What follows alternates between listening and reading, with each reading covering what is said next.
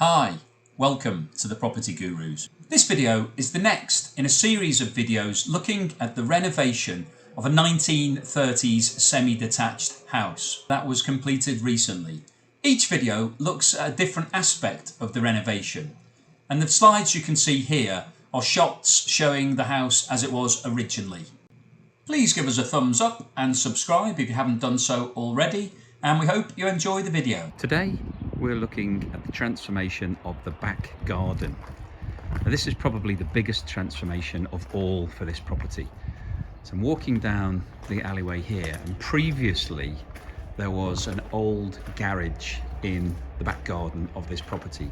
So where you can see the door on the right hand side, there was previously an old asbestos roofed garage that was concrete construction, really quite awful, a real eyesore, not fit for purpose because it's too small to accommodate a vehicle, a modern vehicle. And we've demolished that, and it was taking up about half the garden as well. So we've demolished that and replaced it with a modern fence post. But there's also a transformation here where you can see that the two fence posts are actually square. There's a 90-degree angle now between the wall of the extension and the new gate. Previously there was a cutback, so where this fence post is here, there was actually a wall that went at 45 degrees to accommodate the entrance to the garage, and this was actually set back about another 6 or 7 meters. So the next door neighbours had a very attractive fence, and we spoke to them and asked them if they would be happy for everything to be brought forward to actually make the back garden larger, which they agreed to. So we've actually brought forward the gate to the garden by quite a significant margin, but we've also gained what was previously quite a big cutback. So let's have a look at the garden itself. Here we are in the dining room looking out into the garden. Previously there was a small patio area, but it was old-fashioned and needed to be upgraded. So we've dug all of that up.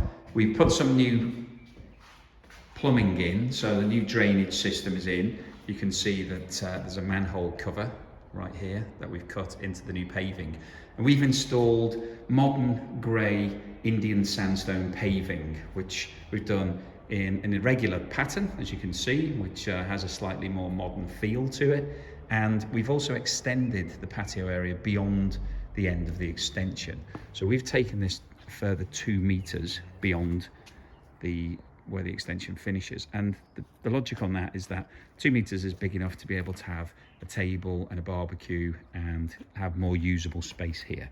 So we've now got an area that in total is about 5 meters in depth from the back of the house where the doors are, which is lots of room to be able to have a barbecue and usable space, some seating.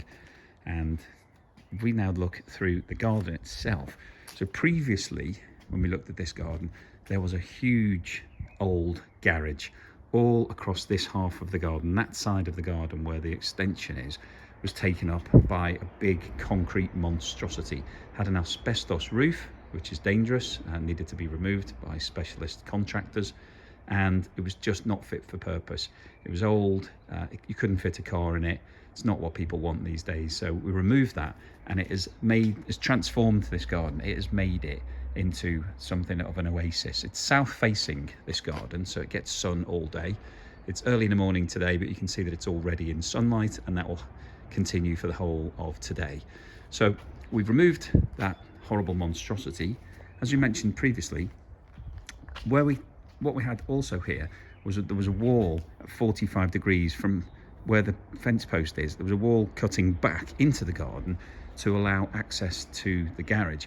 So when you came out here previously, you're actually hit with an initial impact of a wall, and there was a big tree next to that wall. So it made the garden feel very small and was just not very inviting at all. So removing the garage enabled us to actually move the entrance to the garden forward. So previously, where it was about here, we've moved it all the way forward and got that extra bit of space. All of this has been gained in the back garden, which is a real bonus.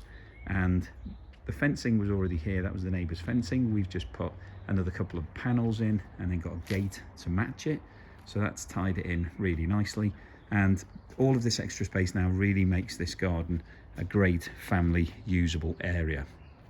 In terms of what else we've done and how we've landscaped this garden, we've gone with a classic design where we've got a border all the way around the three sides. So you can see here, there was previously a border in place, so you can see some bricks that are delineating where this line is. There's some brickwork, so we've kept that.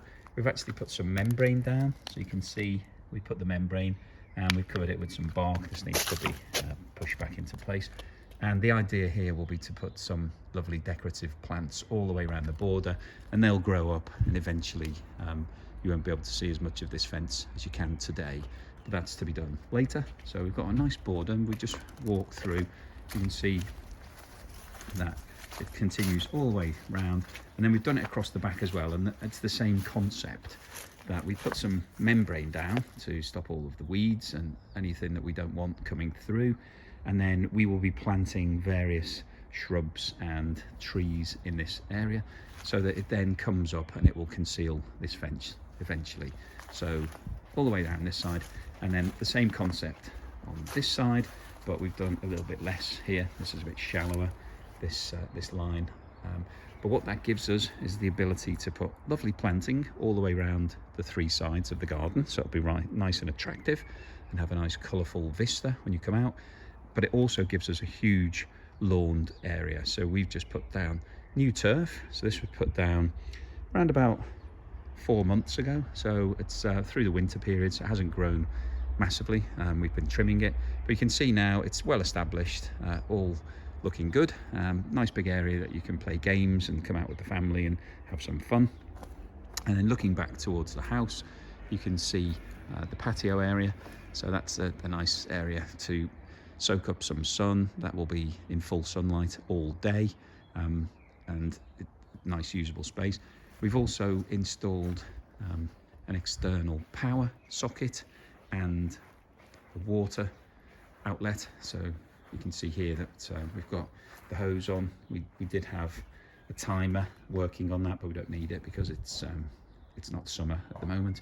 But yeah, we've got a nice external power socket here, which obviously you can use for any lawnmower or power washers or any other sort of external works that you want. So that's basically the external garden. It's been transformed from something that was really quite uninviting and dark and not very user-friendly and really a lot smaller than it looks today. And we've maximised the size of this by removing the obstruction of the garage, pushing forward the entrance to the garden, so it's now square and much larger, and then creating a really nice blank canvas. So we've got nice grey paving, which is neutral, modern and easy to keep and clean, and then we've got a nice big lawned area to play on, nice and flat, and then we've got some planting around the three sides of that, which we'll put the shrubs and the flowers and all the colour in the spring period when that's the right time to do it. We've been the Property Gurus. Hopefully you've enjoyed this video. If you have, please give us a thumbs up and subscribe, and we will see you again soon. Thank you.